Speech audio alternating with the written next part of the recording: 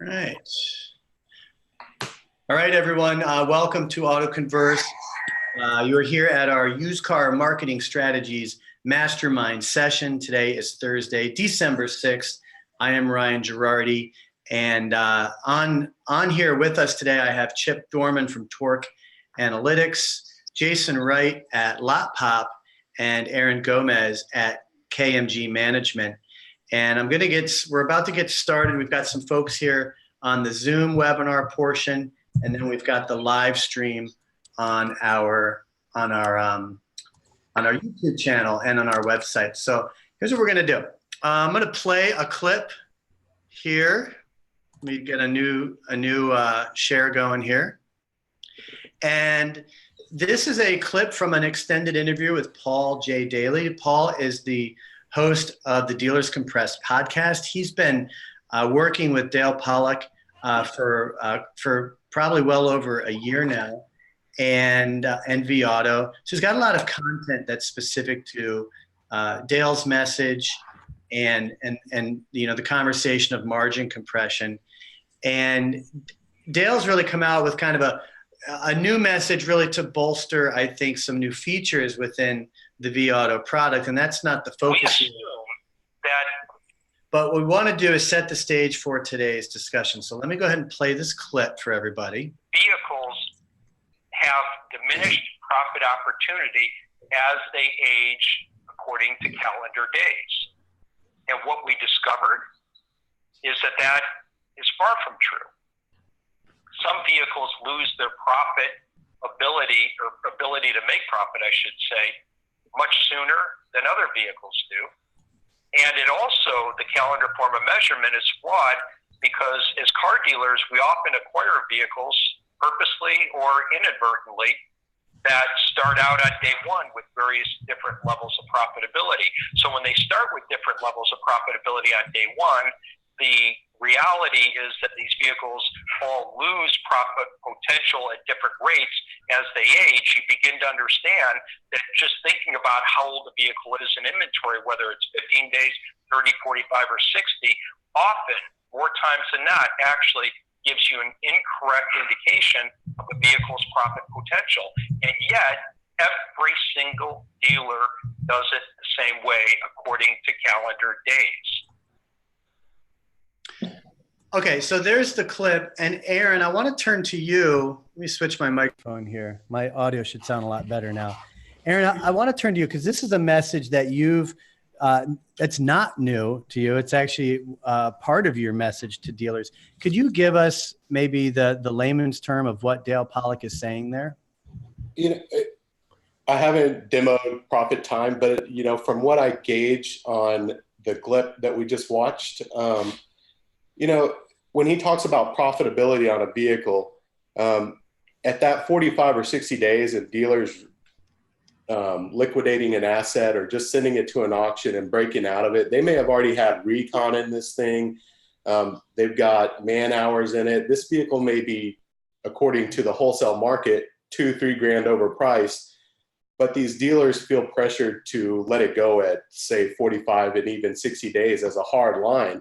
I think what Dale is trying to say is for the right vehicle, and that's a totally different discussion, eyes, miles, price, whatever the desirability is on that vehicle, you still have so many segments of profitability rather than just cutting it at that 45 and 60 days. You have a chance for a customer engagement. You have a chance for, outside warranty, extended warranty products, service-related products. You have so many more chances at that 60 days to, for the right car. And I believe he'll probably be teaching his dealers what is the right car, actually getting down into an analytic that evaluates cars such as a commodity, that evaluates cars that much more in a precious metals type of way. So if those vehicles fall within the desirability scale, I can see him transitioning dealers into saying, hey, we've got a 2013 Cadillac CTS with 20,000 miles. It didn't sell for some reason. And like he briefly mentioned, acquisition points. Was it at the auction? Did they forget it for 10 days? Did they not get it to the lot for 30 days? Was a radio on back order for another 20 days? You know, there's so many factors that go into that, 60-day time frame that aren't accounted for. This vehicle may have been in recon for 15 days. But I think what the message is, at the end of that 60 days, we got to evaluate these cars on a precious metals type scale and say, hey, look, do we still have profitability in this car? I think what he's trying to do is open everybody's minds to, you can't just blatantly look at a calendar and say, hey, this thing needs to go. Yeah. And I would suspect, Chip, I'm going to go to you on this. I would suspect that they're setting the stage for new features and capabilities within the vAuto platform. Chip, what's your response to, to Dale's message and the context of that? Well, I too want to, be perfectly honest. I haven't had a chance to take a look at the full product yet. That being said, I have a problem with inventory that sits. Okay. Number one, if any vehicle is on your lot for 60 days, it hasn't sold, and it hasn't sold for a reason. If it didn't sell because you needed to order a radio, why did you buy that car? Why is it taking 60 days? The whole entire idea is, with used cars, is the buy. The more profit that you can get and the faster that you can turn them, the better your internal processes, the better your overall cash flow is going to be. Mm-hmm. For somebody to say, okay, there's additional profit-making opportunities, that's cool. But the reality is you should have those additional profit-making opportunities across every used car on your inventory. The whole entire idea of retail and stock management is to optimize, your profit. If you have some cars that have more profit potential in them, and you know that, okay, you're going to have to hold on to them for a little bit longer, okay, fine. But you've got to manage your entire inventory to optimize your total profitability. What I see that's kind of lacking in these tools, and I'm looking at a spreadsheet now from, the new ProfitTime, the first thing that struck me is there's an age category. If age is completely irrelevant, why is it in there? I'm looking at a car now that's rated platinum that's 316 days old. Okay, maybe I don't get it. Maybe it's just me, but I sure want to know what's going on with that car. I mean, that's a red flag. I want to drill down on that, and I want to know why that's there. Okay, maybe it's been in inventory. Maybe it was, a loaner or something, and we're going to sell it. Okay, again, that's cool. But I sure want to make sure it's not buried somewhere on my lot and I've forgotten about it. Jasen, let me turn to you and welcome Jasen for being here. Folks, if you're new to our mastermind sessions, Chip and Aaron have been on a few different sessions, but Jasen, it's great to have you here for the first time. Thank you. Now, Jasen, your company's LotPop. I apologize. Yeah. Mm-hmm. You work hand in hand, like Aaron does, specifically on used cars. So, can you give us your, I guess, perspective and context on this message and really how it applies or how you're applying these ideas on your end with dealers? Yeah, and for full disclosure, I worked for vAuto for over 8 years. My last role there was a director of the Eastern region. I started with Dale in 2005. I was one of his first employees other than his assistant and stuff. So back then we'd sell 10, 15 accounts. Dale would sell it and I'd travel all over the country training in-house, and then 8 years of performance management and again, the director role. And so, where I'm at today, it has a lot to do with his mentorship and other managers at the store or at vAuto and so forth. And we train dealerships on equity management or the velocity so much as you can have gross and volume. There's so many dealers that think they have to choose both. And I know the message that Joe has put out there, and I've seen 2 or 3 of the videos of, he was just on Automotive News webinar yesterday or a day or 2 ago. And then he also done some before. So I know a little bit more details of what they're trying to accomplish. And I was mentioning earlier, it's kind of like when I first started with vAuto. Back then it was actually Empower Auto. And what Empower Auto did was equity management based on book. We didn't have market data at that time. Once we got market data, switched over to vAuto. But back then we would grade a car based on how you owned it to book, depending on whatever book. You know, if you're, you know, East Coast, it's Gals Plus. If you're West Coast, it was Kelly Blue Book. If Midwest, it was Black Book. Whatever book the dealer chose, we took their equity or how they own the car to that book value, because we knew if you had a car that you owned wrong, tends to age, sit on your lot, become less profitable versus cars you own right. So we would sort it worst score to best score and help dealers manage the inventory based on those scenarios. And they're doing the same thing now, but based on market data in a way. It's converting it to their cost to market, adjusted by miles, but adjusted cost to market, how they own it to the market, if it's a good mover or not by day supply, and if it's a volume car or not, because low volume cars are niche cars and can become a problem. So that's how they're grading cars. And it kind of goes back to the very beginning of vAuto. And it's not a new concept. It's just a new way to provide dealers with insight on what cars to attack. And that was the biggest challenge. And that's what you'll see in some of these graphs. I got screenshots from, you know, these graphs that they show what percentage of the dealer or, you know, inventory is platinum, which is their best cars, versus the cars that are bronze, and, you know, a higher percentage of the dealer's inventory is bronze. When I looked at that data and those screenshots, you know, I'm tempted to see, and again, another full disclosure, I've yet to have a client or yet use this tool, so I can't say discredit it, or my guesses are just guesses right now. Is my guess is a lot of that cars that are owned good and that have a lower, a faster turn cycle are probably their trades. And the cars that are bronze and cars that they're buried in sitting longer are cars that they committed to buy at the auction, which tend to be higher dollars. So 2 things. I bet it's basically being able to manage your inventory by purchases, the trades, and or by dollars, because those better movers, better scoring cars that they own better tend to be lower dollar stuff that probably were traded in. So again, that concept's always been around. Dealers will a lot of times manage their inventory by high to low. That's a Tommy Gibbs thing. A lot of times he pushes this, address your highest dollar cars. Those tend to be your oldest. So I think it's going to be a great metric for dealers.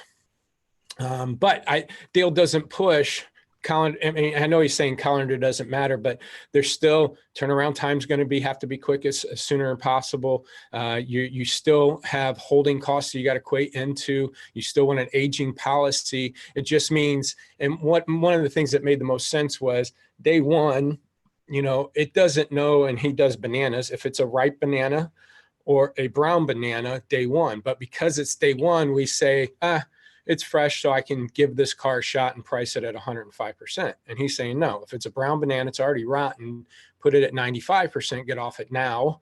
And so this is just a way to draw attention to that. So you know, he's not advocating not having an aging policy and not sitting on a depreciating asset. It's just a matter of knowing the concern cars sooner and get them gone quicker. Okay. So folks, again, if you've just tuned in the middle of this, you're here at our used car Marketing Strategies Mastermind. We do this every first Thursday of the month. And that was Jason Rice talking. And also with us is Chip Dorman and Aaron Gomez. For folks that are tuned in, attending through Zoom, there's a chat option. I'm sorry, there's a Q&A option. If you have any specific questions you want me to throw at these guys, now would be a good time to do this, because we keep it to about 30 minutes. And just for a quick orientation for everybody, if you're watching the live stream, either live or on the video replay, you are probably on our YouTube channel watching that. But if you go to autoconversion.net, there's also a watch page for all of our masterminds. So fish around there and get acquainted. And if you want to be a regular kind of a part of this series, then look under Auto Retail Masterminds here and register for the Used Car Marketing Strategies Mastermind series. That'll automatically invite you each month when we do this to join us here. So Chip, you made a comment. I'm gonna unshare my screen again here. That I think is key. I think very, very. I don't think you're gonna get much argument, but I'd love to hear you speak to it a little bit more. Which is, it's all in the buy, right?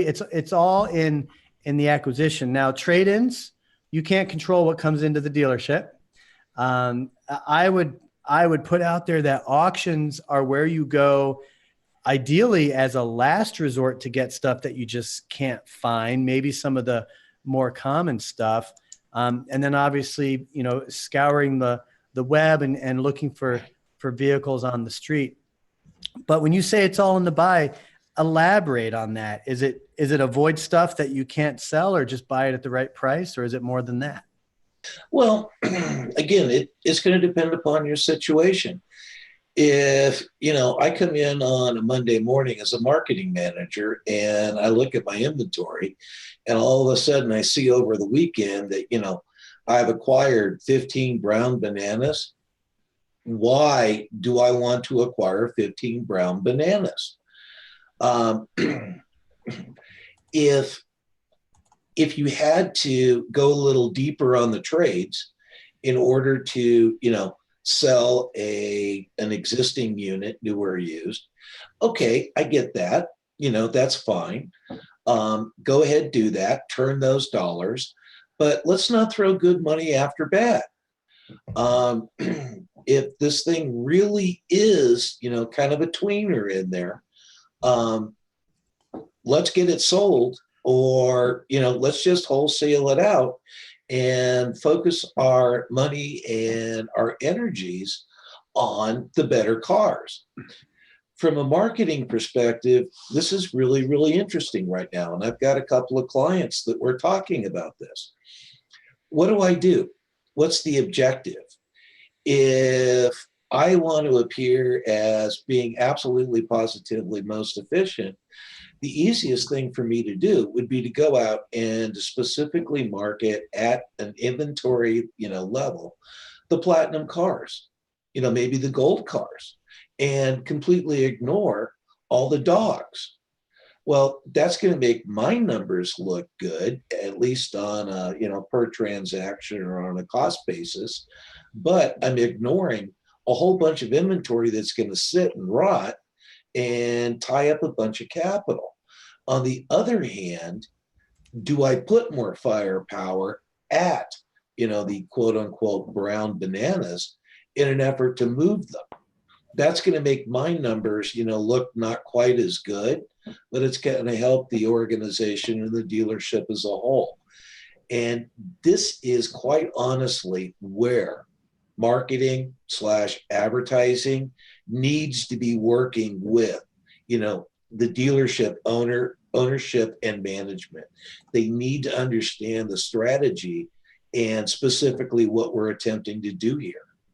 I mean, you need to be actively managing and understanding this going forward.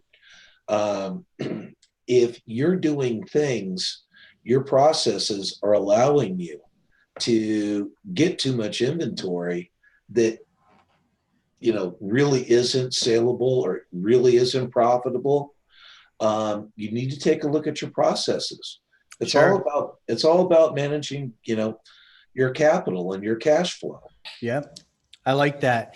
Aaron, let me go to you. You're big on the wholesale market. You do a ton of acquiring, both I think for your own business and for your dealership partners. Could you give us a pulse on things? Before you came on here, Jasen brought up a good point that, we have a kind of a looming recession. There's this kind of frenzy like, oh, we might be, the markets are going to go down. Could you give us a pulse on the used car market as you see it right now? What are some, I guess, key observations that you could share? I think for franchise dealers, a lot of opportunities present themselves. Excuse me. And the challenges for an independent dealer are significantly different than the challenges for a franchise dealer. A couple of things that were just said were, the processes and it's all about the buy. But something that's not being considered in the market right now is you know, typically a franchise would get these great bananas from trades. They get, you know, I mean, that was a core moneymaker for all these franchise dealers. I mean, it's like everybody loved a trade because not only could you wholesale it out and make wholesale money on it, you could easily, if it was retail quality, you could make probably your best grocers from a trade. It starts day one. It's there at your lot. There's no recon time, essentially, or wasted time transporting it from an auction, arbitration, etc. But right now, what I'm seeing in the market is you're having a fierce competition for these trades over the evolution of however long it's been. You've got more competitors offering cash for your car here in Houston. We've got Auto Nation. We've got Vroom. We've got 8 CarMaxes. Anybody under the sun can offer you a Carvana. You know, and as I evaluate all of these people, giving people cash offers for their car without having to buy vehicles, these dealers aren't getting the same trades that they were getting 5 years ago. The other thing that I'm noticing is that there is you know, like everybody talks about the wholesale market down and up. And what I have noticed in the past 2 years being true is that nice cars are still absolutely gold in the market. If this is a nice trade and somebody were to take it to an auction, no matter how good you are at acquisitions, you're going to be fighting against 10 other strong franchise dealers that absolutely need this product to fit within their A to B ranks in vAuto. And if that car meets those parameters, it's not going for anywhere in your pricing model. You're going to pay 110% to market for it. And I think that's what I haven't seen the product demoed, but with more fierce competition in the trades, which I consider acquisitions off the street directly from customers, there's going to be fiercer competition at the auction. So I think this, and this is just me speculating, I think this product is going to help dealers figure out what cars that they're going to have to optimize, and rather than send it to the auction, keep a couple. 300 days is outrageous. Like, yeah, that has to be some sort of like demo, or I mean, I don't know why somebody would keep a car for 300 days, but I don't know. Again, it's speculating. With my involvement in a franchise dealership, you know, the car gets to 50 days and people are going crazy. People are, you know, figuring out how you get it to the auction, and, you know, they're making calls and trying to figure out, you know, if your franchise dealer works with a wholesaler, then they're calling wholesalers, then they're calling auctions. They're trying to everything they can do to lose money on this car. I think this platinum, bronze, I think maybe this is saying, hey, look, these, you know, these are the ones you can take a little outlier on. You know, we had to acquire it, and these work for our dealership. As far as the junk, the C's and D's and the, you know, 60-day turn vehicles proven by vAuto, I think that this product's probably going to analyze those too and say, hey, these aren't the cars that you keep. These are the cars, like Joe said, these are the ones you price 95% to market day one, even if it's losing 500 or $1,000, and try to make back end on it, because you don't want that car to ever see probably even 30 days if it's a 60-day turn and there's 200 of them in the, you know, 15-mile radius. The way you described that earlier on, I made it really seem like it's a seller's market today. You have all these options to go. And, seller's market for a desirable vehicle, you know, like, yeah, a 2013 Chrysler 300 with 200,000 miles. No, I mean, 100,000 miles. No. Yeah. The same vehicle, a 2013 with 10,000 miles. Yeah, that's a seller's market. You in Houston, you can go to 10 places and people are going to be one-upping you by $200 each transaction. And eventually it gets to the highest bidder. You know, who knows what the market's going to see in the next year or two. I mean, CarMax released a statement saying that they're going to deliver cars to people's houses. Are they going to start appraising cars at people's houses? If they do that, I mean, you're looking at another hit to franchise dealers that are trying to get this inventory, you know, that traditionally performed well for them. To me, it's all about I totally agree with Chip. It's all about the acquisition. And Chip mentioned, like, why would you buy that vehicle? And that, you know, you can have a CR of a 5.0 and arbitration rules are still arbitration rules. If a national backorder radio is 30 days, 60 days, do you send it right back to the cell and take the loss? Yeah. I gotta cut you off just because we're getting down to the bottom of the hour. So I appreciate that. And I wanted to turn to Jasen, just on a kind of a lighter note. You got an awesome background, man. Thanks. Man. It just speaks like Car Garage. It's seasonal. I see the stocking back there. Could you just take a moment and tell us, let people know, like, you know, you do these video tips pretty frequently. You're on video a lot. I can't figure out why LinkedIn doesn't stuff you in my feed. It's bizarre. Yeah. It's like we're so at the mercy and the whim of what social networks show us. Mm-hmm. But I know you do a lot of cool stuff. So, you know, what do you do on your videos, and really how does how are you helping dealers? Well, a couple areas that we throw things out on. I used to do a lot of just recorded videos, upload them to YouTube and share them. But now with Facebook Live, I've been doing more Facebook Lives. Once those are over, download them, throw them up on our YouTube channel and split them from there. But yeah, if you go to YouTube, if you look at LotPop Inc., you'll see there's probably about 150 video tips in there. Some are 2 to 3 minutes and some are half an hour interviews with dealers and vendors. And they're all just tips for dealerships to get better, all the things that we actually do and work with on our dealers on a weekly basis.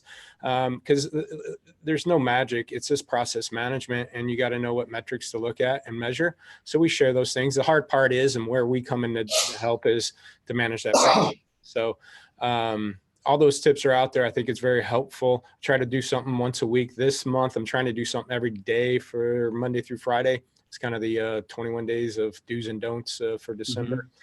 Mm-hmm. But yeah, that's I try to throw that stuff out there, because, you know, for the longest time I did articles back in 02 to 05 range for dealer magazines and stuff like that for internet process management stuff. So I always kind of try to push things out there, and I didn't mind sharing, because again, I know even though you have the tools, it's another thing to apply it and do it consistently. So that's usually great. Well, good. Well, Jasen, I appreciate you being up here for the first time. Again, welcome.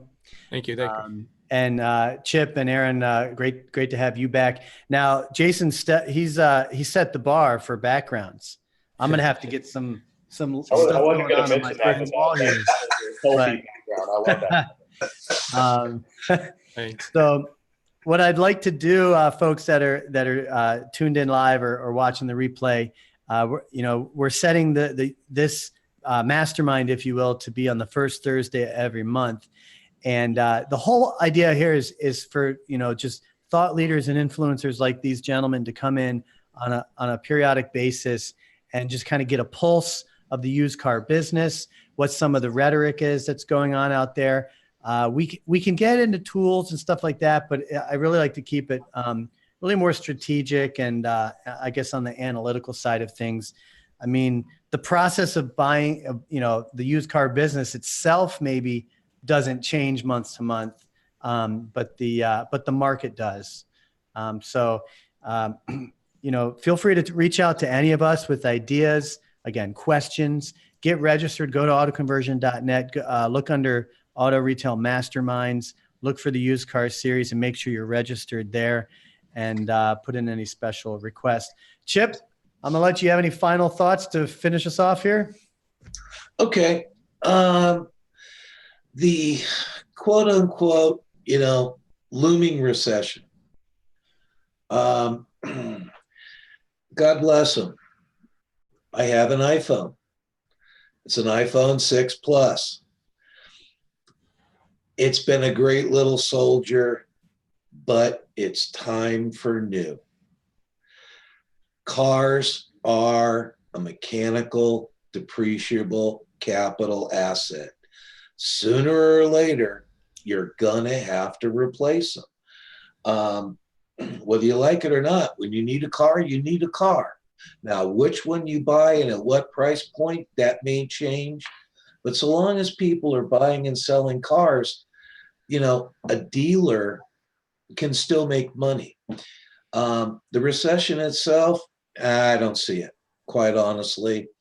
I think you've got the stock markets. I think you got a lot of people. Some people are spooked by the inverted, yield curve. Not seeing it. All I can say is I got two big drops I'm staring at in the Dow. For me, that's a buying opportunity. So you're not concerned about a looming recession coming early in 2019. Aaron, are you concerned? No comment.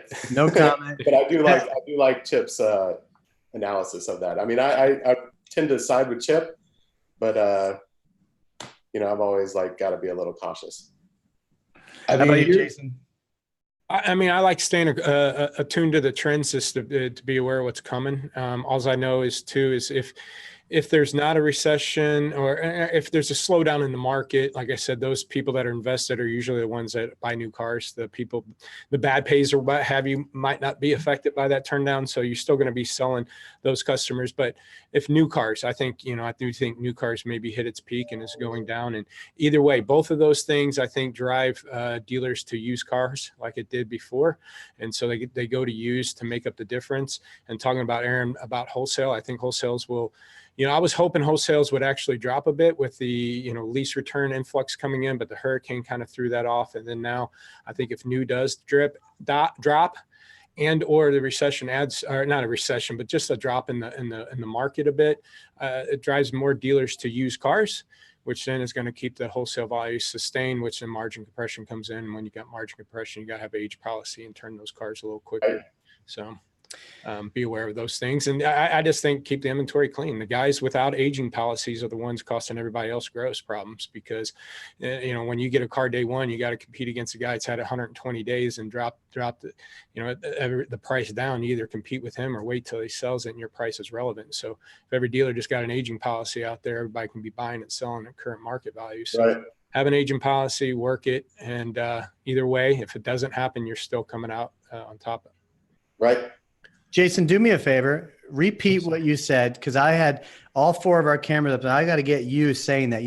I love the way you said it. The guys with the aging problem are the ones driving price down. Can you just repeat that? Yeah. Well, what I found is, when you price the dealers that don't have an aging policy are the ones killing the gross. It's not the internet. It's not the vAutos and the market-based pricing as much as it is. Pull up any car in your inventory. Look at the cars you're competing against. And the top 5 cheapest ones, I guarantee you a high percentage of those are sitting there for 60, 90, or 120 plus days. And that guy's blowing it out. And so you either got to compete with him or wait till his sells and wait till your price becomes more relevant or yours become age and now you're pricing where he did because it's 60 days old and you want to get off of it. So these guys, the dealers want to blame all this stuff about their gross. It's not themselves. But it's that body that, man, if everybody just put this in aging policy, I can be buying and selling to a current market value. So if I got to pay up the lane, I can ask up at the retail end. But that's not the case. I pay up at the lane and then somebody's got, 300-day old one that they're blowing out that I got to either compete or wait. And that's just not fair. But I mean, there's nothing you can do about it unless every dealer jumps in. Good. Go ahead. To add a little color to that and to use the iPhone example again, I just got an offer, from Apple. Trade in your iPhone and pick up, the XR for $549. Well, I've started to do a little research, and at this point, I've got a choice. I can spend more time, effort, and energy, researching it, trying to do this, trying to do that, and squeeze the last nickel, or I can hit the easy button. I can go click buy right now, have a new phone, be done with it, and move on with my life. Customers that are buying cars are going to do the same thing. Time is money. Am I paying a little bit of a premium for that? Yes, I am. On the other hand, I'm also getting a top-notch phone, and I'm going to be able to put my time to higher and better uses. So as a dealer, when you're reaching out and you're marketing to people and you're setting up and, trying to communicate with your customers, making it easy to buy. Okay. People don't care if you make a decent profit if you provide good service. You've got a choice as to who you market to. I mean, if you want to go after, the quote unquote, lower end buyers that are going to squeeze you for every, last nickel, that's not where I want to be. I like it. Good points.